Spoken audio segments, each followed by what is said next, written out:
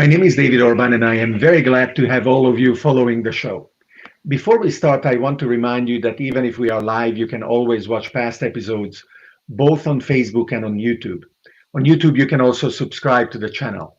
We also have a Discord community, and I invite you to join on davidorban.com/discord. And finally, if you find the show valuable, as well as the other content that I produce and the knowledge that I share, you are welcome to become a supporter on Patreon at patreon.com/davidorban. You may notice that my audio is out of sync with the video. It is due to some upgrade that I attempted to do shortly before we started with the show. Evidently, I failed to be able to put everything all right. However, the good news is you will hear me speak as little as possible and our guest as much as possible. So this hopefully will not disturb you because his audio and video are perfectly in sync. Today's episode is Radical Longevity. The nature of aging and death and our relationship with it evolves with our understanding of the world and the technologies that we can deploy to keep our body in good health or heal it when we are sick. During the last 200 years, by dramatically lowering childhood mortality and maternal death, by improving sanitation and universal vaccination campaigns, by improving nutrition, we have been able to double the average life expectancy in the developed societies from less than 40 years to 80 years. What if we could keep going and look at each and every cause of death and systematically attack and eliminate it?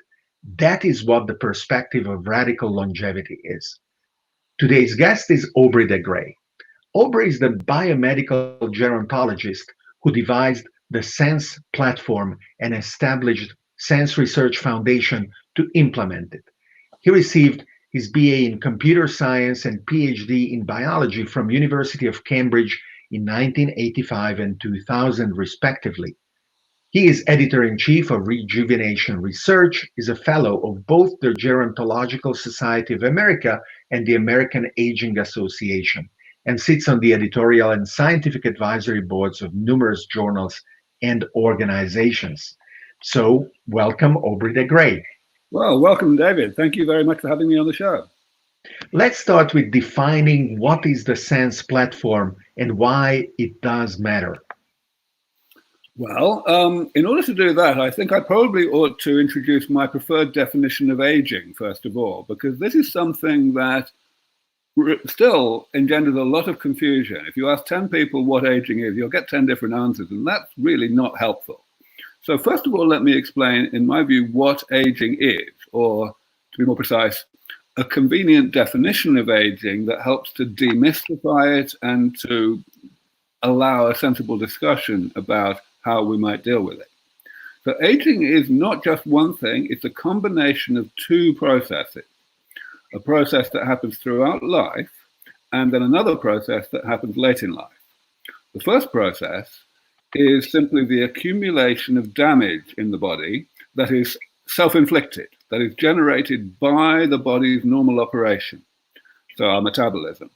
That damage manifests as changes to the molecular and cellular structure of the body. And the body is set up to tolerate a lot of that change, which is why the body continues to operate well throughout most of life. But eventually, we end up with more damage than what the body is set up to tolerate. And that is when the second process kicks off. The second process is simply the decline in function of the body, both mentally and physically, arising from the fact that the body cannot fully withstand and tolerate the damage that it has inflicted upon itself since the beginning of life. Now, if we remember that aging consists of those two processes, then it's easy to explain the SENS approach, and indeed why the SENS approach is so much more promising than alternatives that people have pursued previously.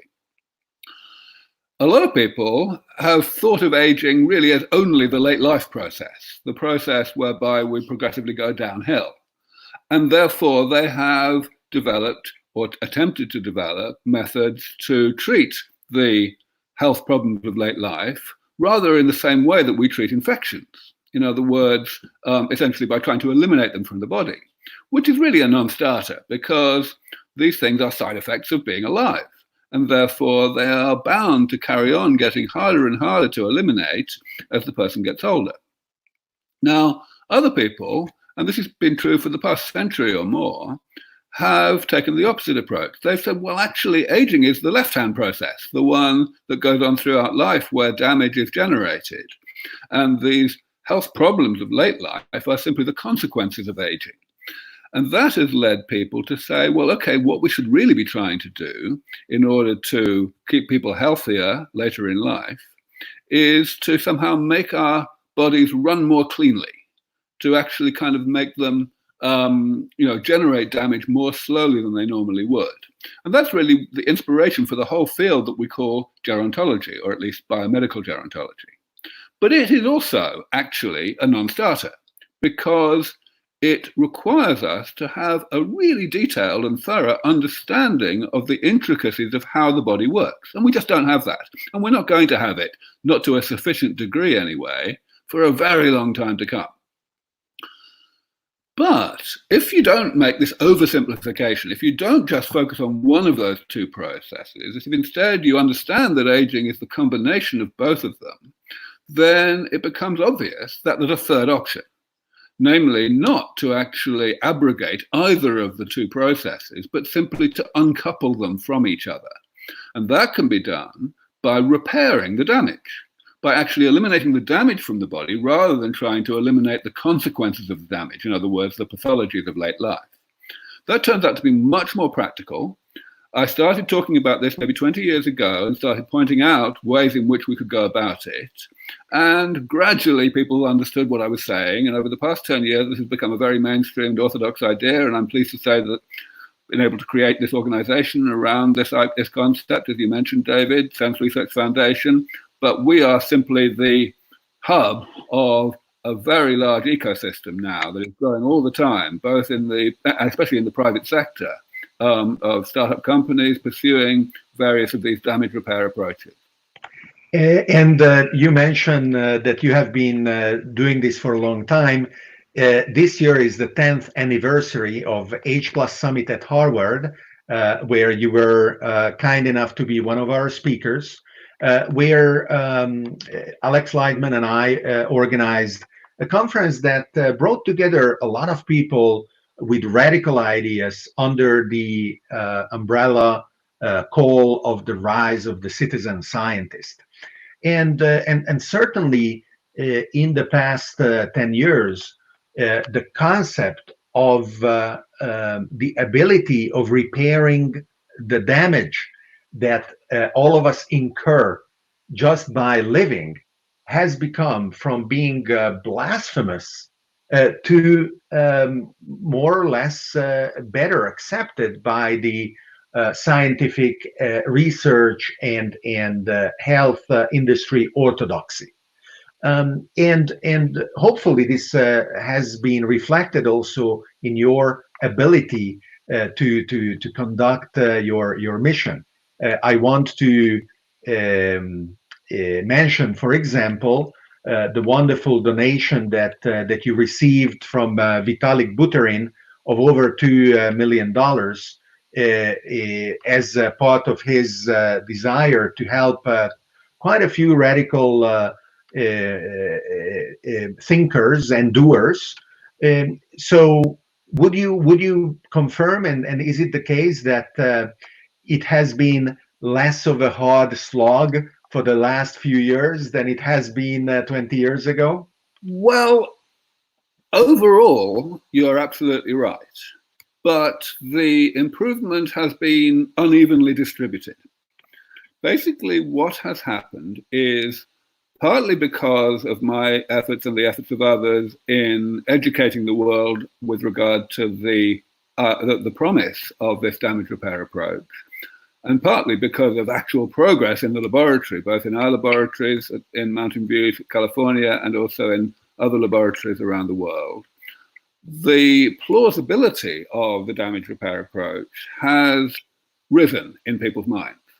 And of course, that has resulted in more and more people with the ability to write large checks and indeed more and more people with the ability to write small checks coming along and doing so. So yes, funding has improved. But the difficulty is that most people, especially most people who write large checks, tend to be of an investor mindset rather than a philanthropic mindset. So Vitalik is an exception to this. He has, as you say, donated very generously to SENS Research Foundation. And as far as I know, he doesn't invest at all in this space. But most of our major wealthy supporters are on the other side of the spectrum. They're much more comfortable investing than donating. So that means that when a project gets to the point of investability, in other words, when it has progressed in terms of proof of concept and, if you like, de-risking to a point where early stage investors feel that they're able to take a risk and actually join the dots to eventual revenue, then fantastic. The project can be spun out as a startup company, and immediately it tends to be able to attract quite a lot of seed investment, and thereby, of course, to move faster in terms of the actual science than it was possible to do beforehand. But the difficulty is that there are still quite a lot of areas of damage repair that have not reached that point, that are still too early stage to be viewed as investable, even by the kinds of investors that I talk to who are very comfortable with high risk, high reward. And they, therefore, those projects have to be continually funded, have to continue to be funded by philanthropy, and to be done within the auspices of SENS Research Foundation or other non-profits. So it's not become really any easier to get that money. We still have a budget of around $4 or $5 million per year, which is basically flatlined for the past decade. So we really badly need more money put into the pre-investable area, into the non-profit side of this, in order to provide, if you like, a pipeline for the things that have become investable.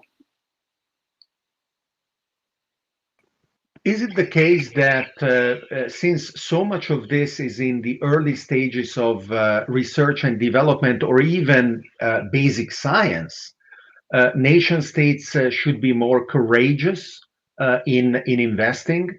And if that is the case, are they doing it? If not, why, in your opinion?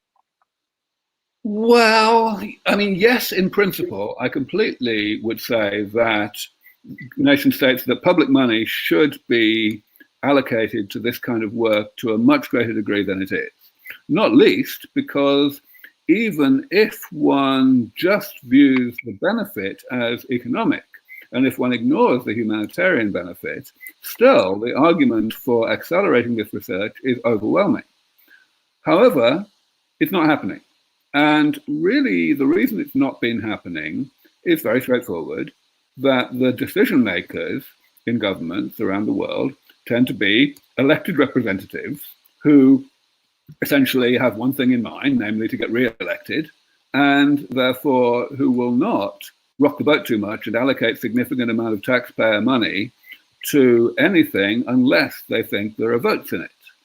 So at the moment, it is beholden on people like myself, on thought leaders in this area, to focus on changing public opinion as a precursor to changing public policy. Now, I do want to qualify that a little bit, especially in the context of the current pandemic, because the pandemic may be, there may be a silver lining to it in the form of an opportunity to concentrate the minds of decision makers and policy makers to a greater degree on the need to promote and accelerate research on the health of the elderly. We have, of course, seen that the coronavirus is particularly dangerous for the elderly. The additional risk that one incurs if one was born a long time ago is even more sharp than it is for the typical infection like seasonal flu. So the research that is going on around the world to repair and rejuvenate the immune systems of the elderly is thrown into much greater focus.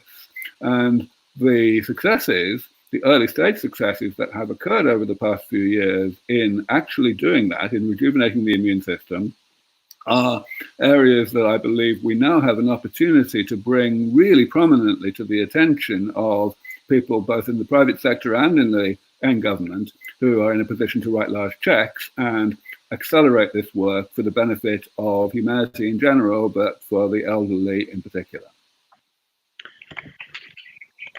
You mentioned the dichotomy between the investor mindset and the basic research or philanthropist mindset. And it is time maybe to pull our viewers in the conversation as well. Jason Pontin says hello, the former director of the MIT Technology Review. We just pulled in the stream an article in his publication that you wrote a few years ago.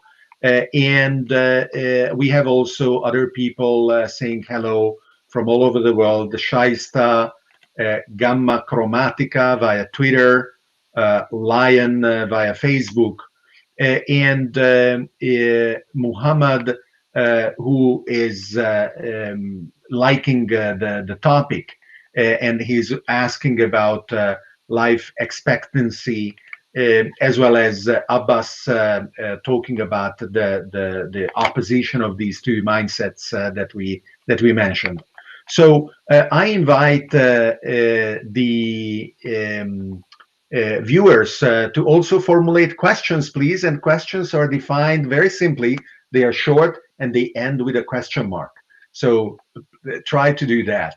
But in the meantime, as we interpret their remarks, do you have in your own mind a definition for a maximum human lifespan? We read articles often, oh, we will never live more than 120 years. We will never live more than 150 years. And as far as I am concerned, I am always provocatively responding to those.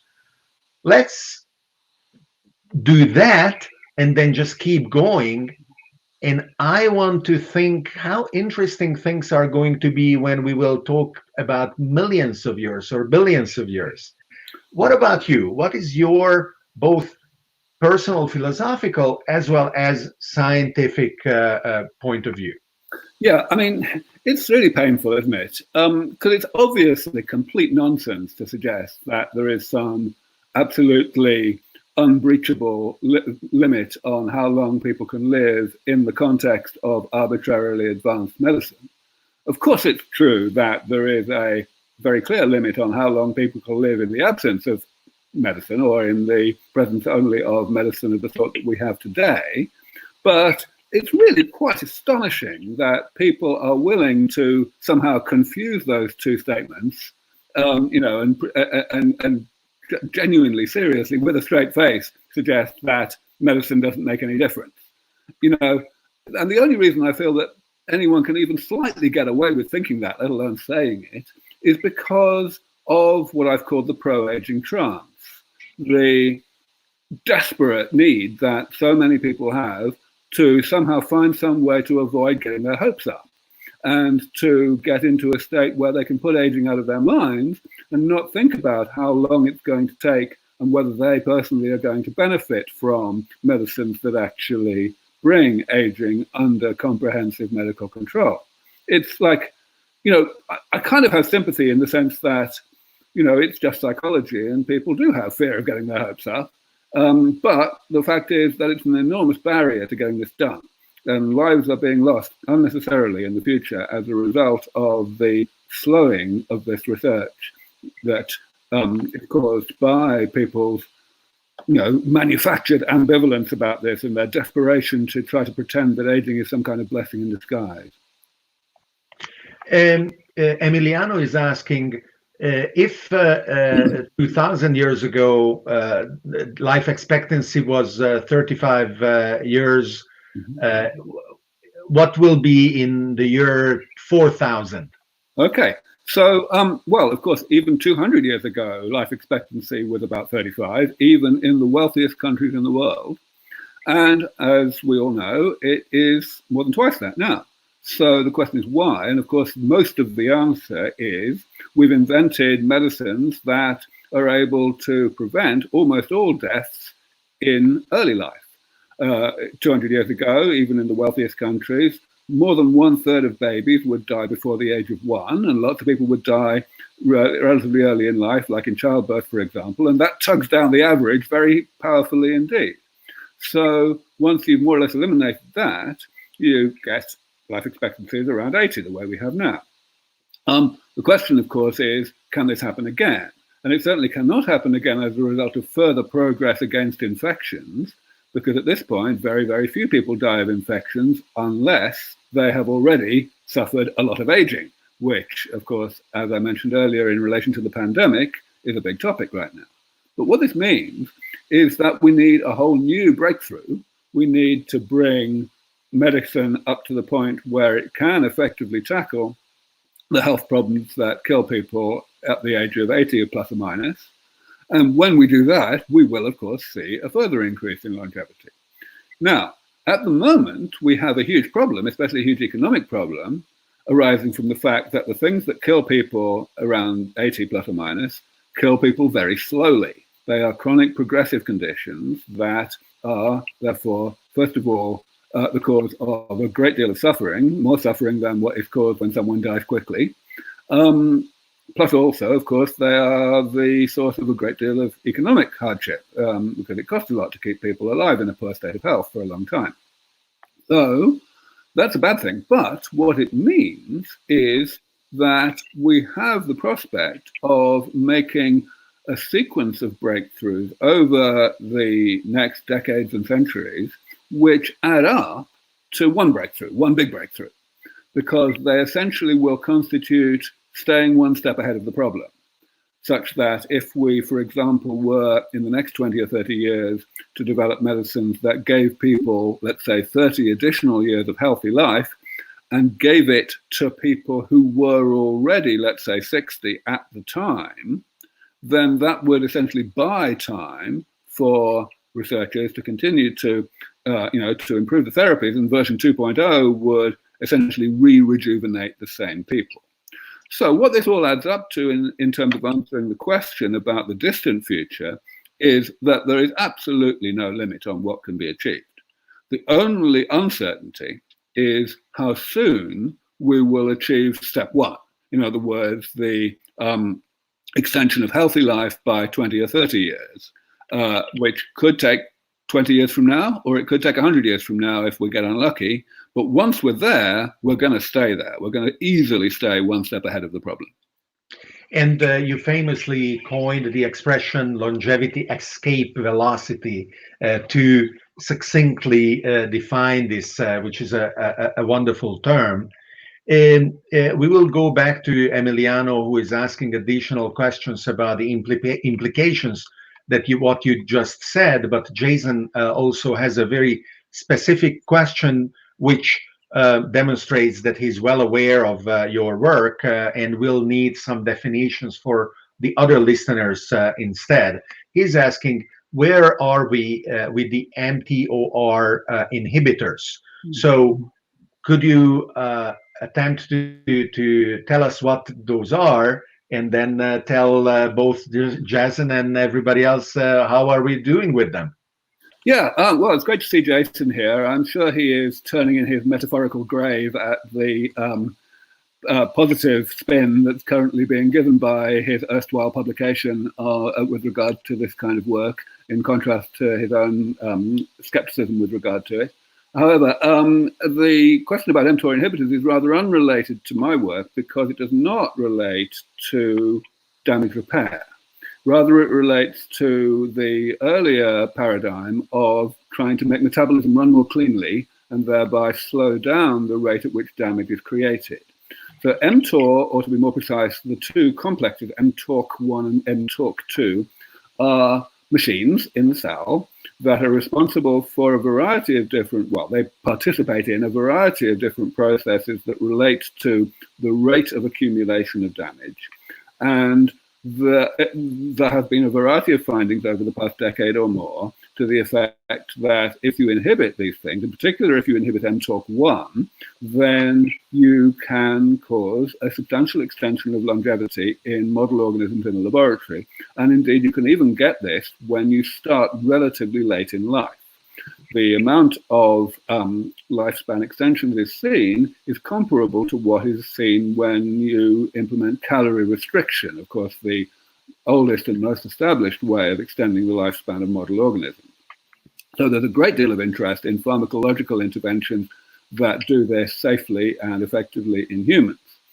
And progress is certainly being made, and there are a variety of companies out there which are developing these things. And certainly the main progress that's being made is to develop drugs that inhibit mTORC1 without affecting mTORC2. And that's important because inhibiting mTORC2, which is something that did happen for the original inhibitor, rapamycin, is something that actually has side effects that we don't want.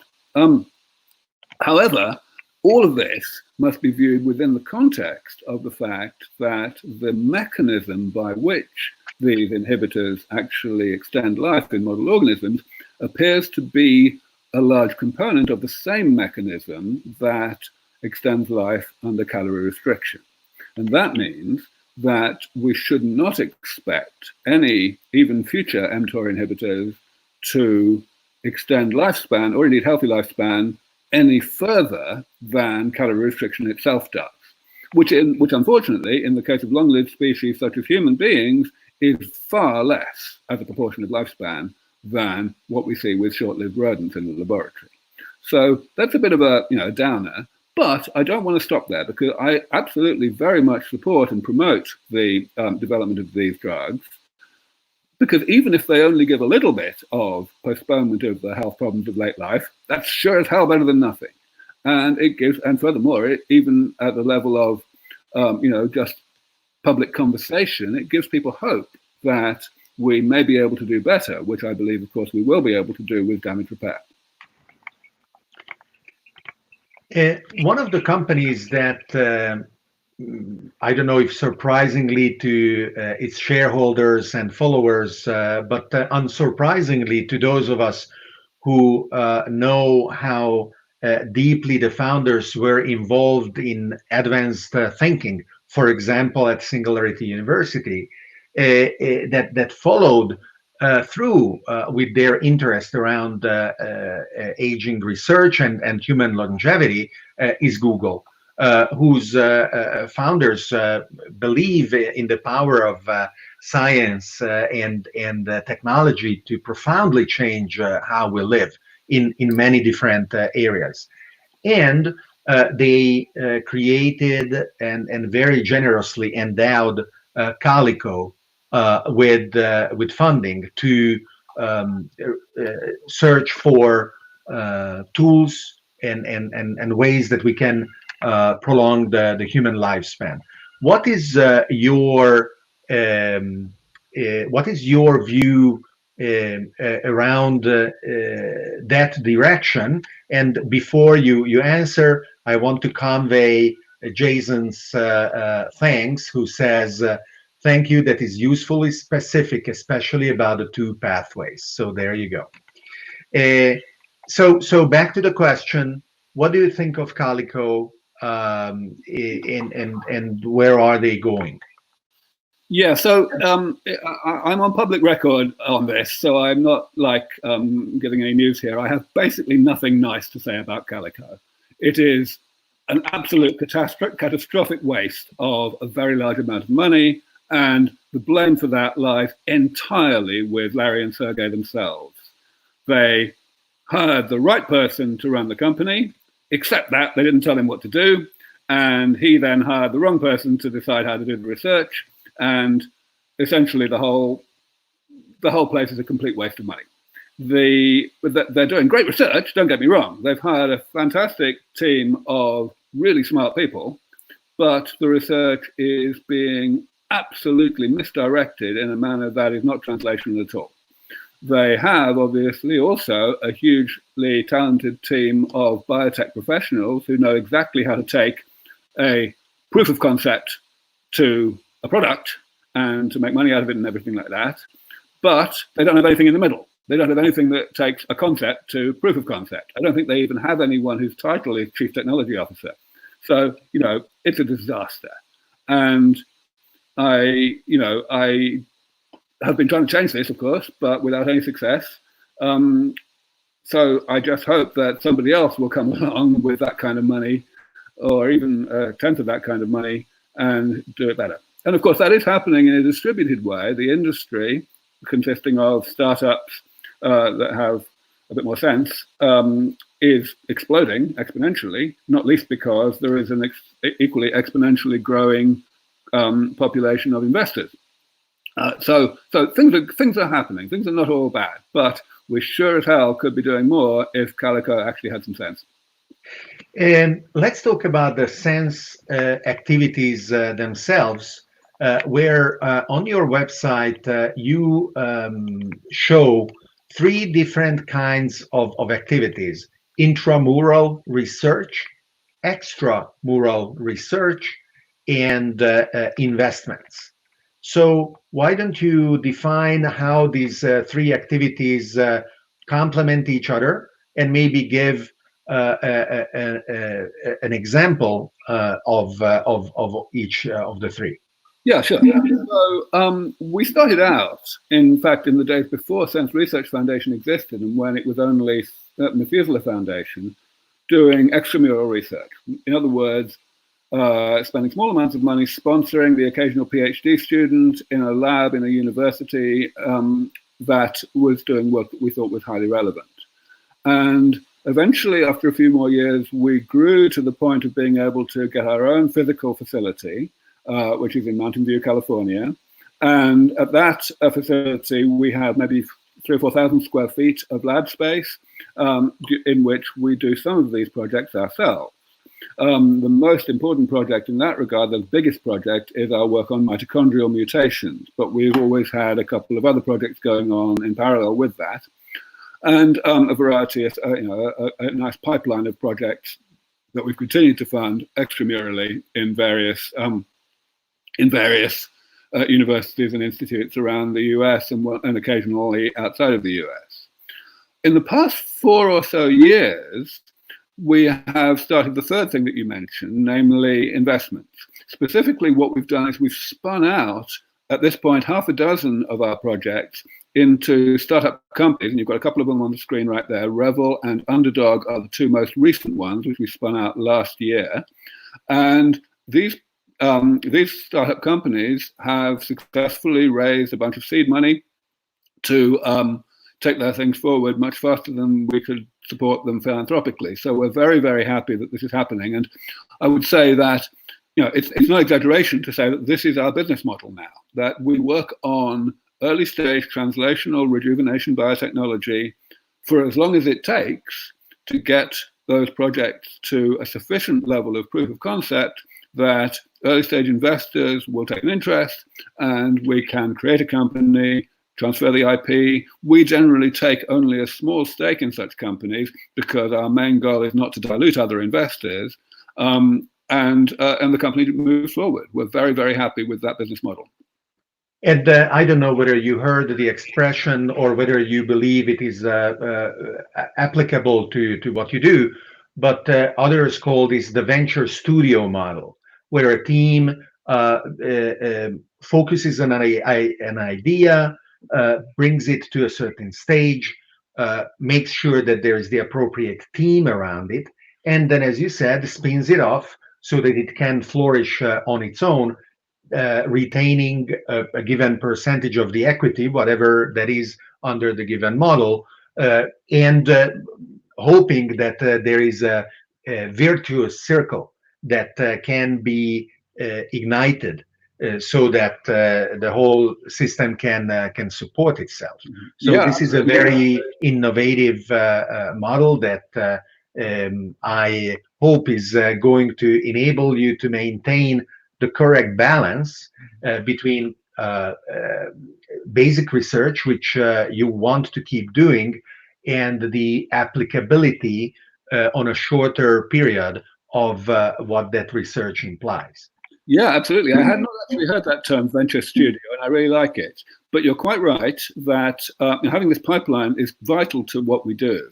In fact, many of the major, most active investors in our space who have been supporting these spin-out companies and also, of course, supporting other companies that have sprung up doing relevant work independently of us, they talk to us in a non-profit capacity as well, and they very often actually donate substantially to SENS Research Foundation, partly because they support the work, they just genuinely support the mission, but also from an investor standpoint, they realize that by supporting this work philanthropically, they gain better access to early stage information that allows them to potentially be the founding investor in the next startup.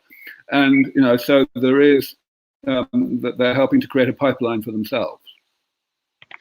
Muhammad is asking if you are working on a corona vaccine, and that answer may be pretty short, but you mentioned corona.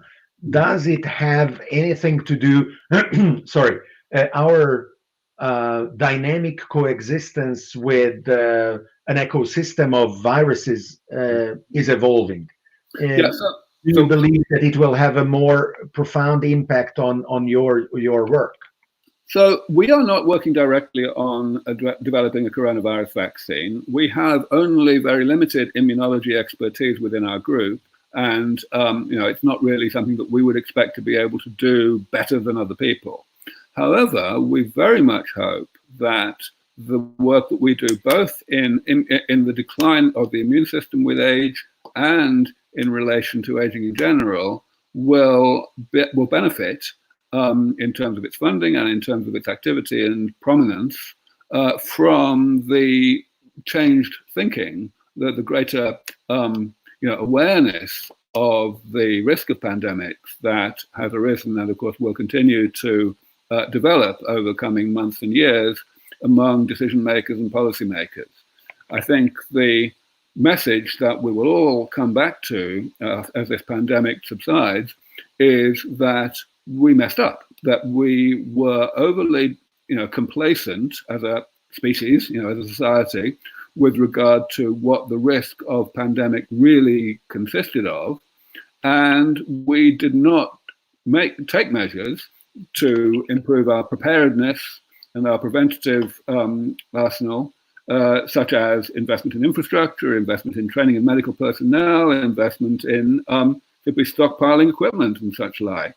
The countries that appear to have done the best are ones that invested more in this area. Germany, for example, is highlighting the fact that it had a very much greater excess of intensive care units with ventilators in place already that allowed a larger proportion of people who were hospitalized with coronavirus to get the treatment they needed up front and actually have a better outcome.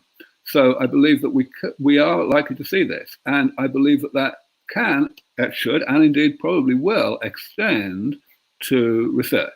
I've been complaining for many years about how scandalously under-resourced antibiotic development is. We all know that multi-drug resistance is coming, and we also all know that there are ways in which new antibiotics could be developed, but the amount of funding that's going into that work is pitiful, and that's got to change. And I believe there's a good chance that in the wake of the pandemic, it will change.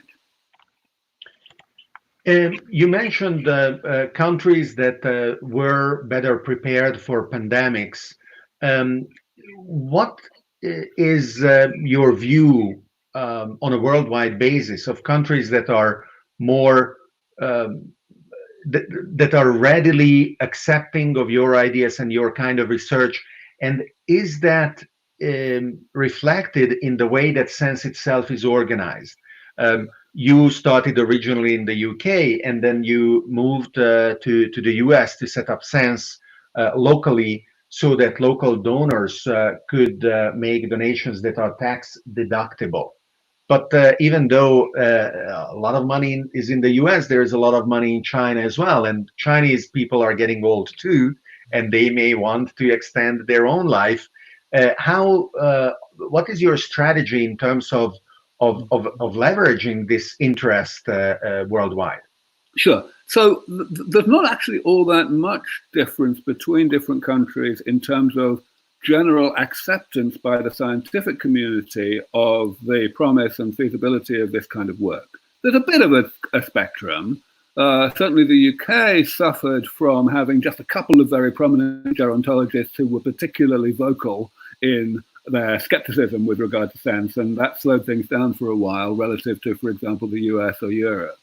But by and large, there's not much difference. The bigger differences, the wider spectrum that occurs, is more cultural.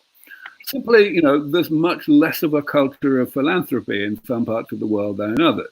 And that slows things down at the early stage. There's also, less a spectrum with regard to the culture of entrepreneurialism in terms of early stage companies. Certainly we see a big difference between the US and Europe in that regard. It's and it extends to the very earliest stages. For example,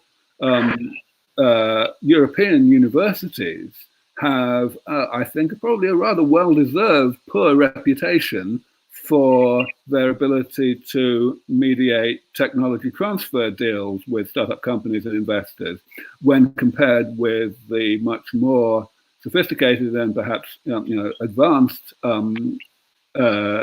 protocols that exist for US university tech transfer.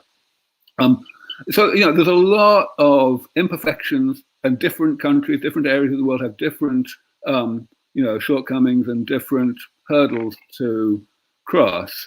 But I try to help everybody, to educate everybody and to address these issues and put the right people in touch with the right other people so as to to overcome these obstacles. And it seems to be working step by step. We have a question from Alberto Rizzoli. He is asking, how topically sparse is research in aging? Are there major differences between cosmetic, organ-related, eyes, etc.? And is there a branch that relates to all of them? Yeah, this is a great question because, of course, there's a lot of money in cosmetics. There's a lot of, it's a lot easier to put together a business that makes money quickly if you can use your technology to create a cosmetic that works better than before. Now, the great news is that at the level of underlying damage, which is the level that SENS Research Foundation and the SENS philosophy focuses on, there is indeed a great deal of unification there. The types of damage that we accumulate are many and varied, and I normally describe them as grouped into 7 major categories. But those categories apply equally to the physiological decline that we see in terms of people's appearance and their physiological decline in terms of how well they function. So let me use one example, which is one of our most recent spin-outs, Revel Pharmaceuticals. The focus there in terms of technology is on the elimination of chemical crosslinks that accumulate in the body between amino acids of long-lived proteins like collagen and elastin that have a very low turnover rate in the body. Now, these crosslinks matter because they reduce the elasticity of the network of extracellular proteins that are involved. And that chemistry is exactly the same in the major arteries and in the skin. So in other words, the same phenomenon at the molecular level contributes to high blood pressure in the elderly, which is to some extent caused by this increasing stiffness, this loss of elasticity, and also the wrinkling of skin, the fact that the skin becomes less elastic over time.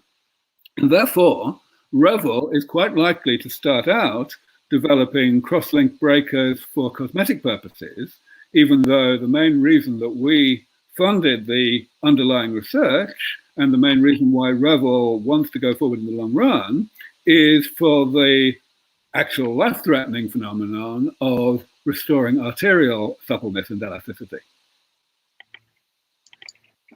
Wonderful, and I'm very glad that these questions are coming in.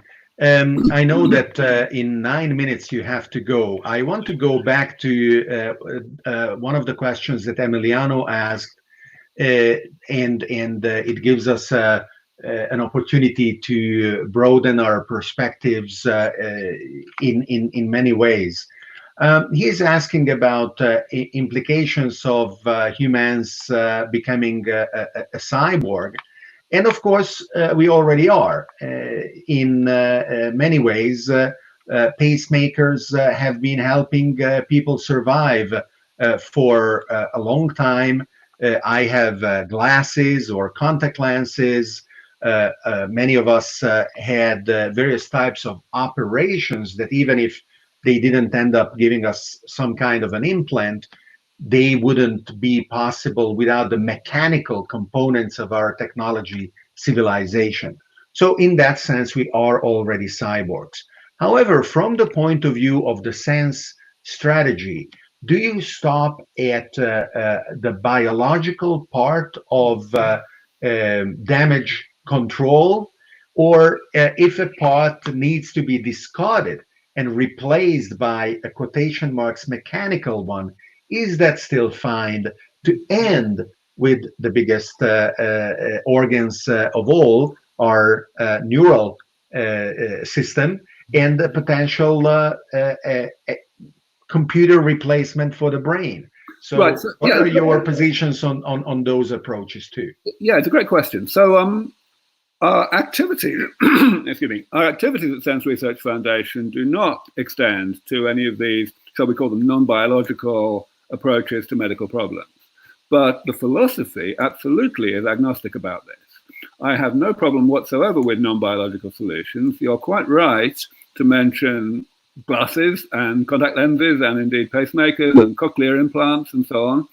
And I think it's inevitable that the breadth and the applicability of such solutions will increase over time, not least because of miniaturization, which allows things to be done that could not be done at a large scale.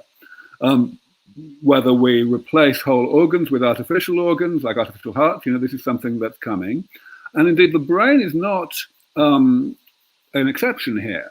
There are parts of the brain which do not contain any aspect of our personality or our memories and so on, and where research is very much going on to replace them. For example, the hippocampus. People have been developing an artificial hippocampus for some time.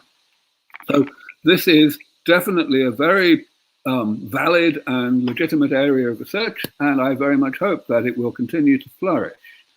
However, I think there is a terminology issue here. I think the use of the word cyborg does more harm than good because it scares people, whereas talking about glasses and pacemakers and cochlear implants doesn't scare people. And so I feel it's very important to emphasize the continuity here, the fact that we are simply augmenting and adding on more and more different examples of perfectly straightforward medical technology that happens not to be made out of wet stuff. So I take the same view as I do with regard to the word transhumanism. I tend to run away very fast when people call me a transhumanist, even though I am certainly in favor of all of the technologies that are grouped under that heading, because I feel that a much better way to describe this whole way of thinking and way of developing technology is to emphasize that the technology developments we've seen so far since the dawn of civilization are a good thing, and we simply need to continue that process.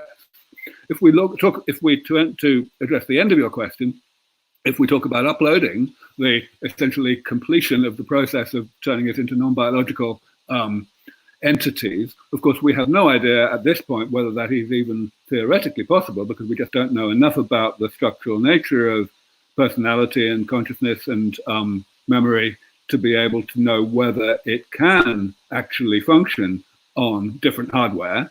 And then, of course, we have the additional problems of how the transfer would be done in a manner that preserves continuity of identity. But I'm not saying that any of these questions are obviously showstoppers. Again, if progress were made in developing ways to do such things that somehow overtake the progress made in the approach that we pursue, the boring wet way, then, I'll be very interested. And similarly, I would assume about cryonics, which is bridge building towards a future where those approaches that don't work today can repair the damage that we want to be repaired. Right, yes. I think it's a complete tragedy that cryonics still has a reputation for being complete science fiction, because there is extraordinarily promising research going on, including in one of our spin-outs, actually, Aragos Pharmaceuticals, that is finding ways to minimize and pretty much eliminate the damage that is done to biological tissue in the process of freezing it and taking it down to liquid nitrogen temperatures. And once that damage is eliminated or almost eliminated, we open up huge possibilities.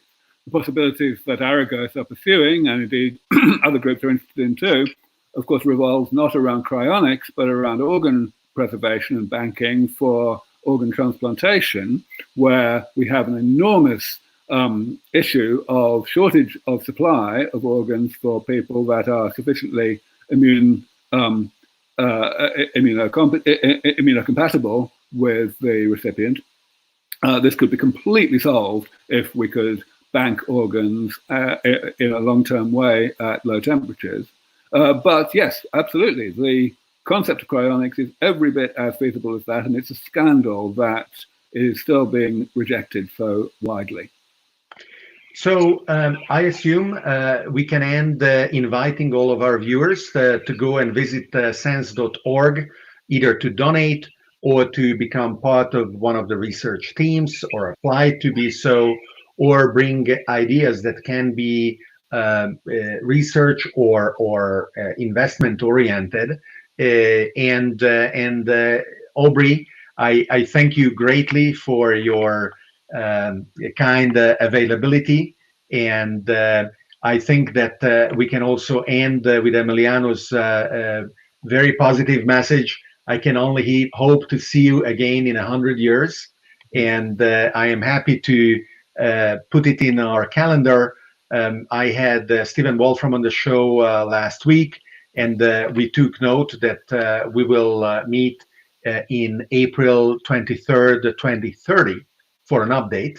And so you and I can take note to meet in 2120 at the end of April to have an update as well. Well, thank you very much, David, for having me on the show, and thanks to all the viewers for your participation. So thank you very much for joining us today on Searching for the Question Live. If you speak Italian, I invite you to join and subscribe also to our Italian language YouTube channel on davidorban.com/YouTube Italiano. Thanks to our supporters on Patreon who helped me and my team produce this content, and see you at the next episode of Searching for the Question Live.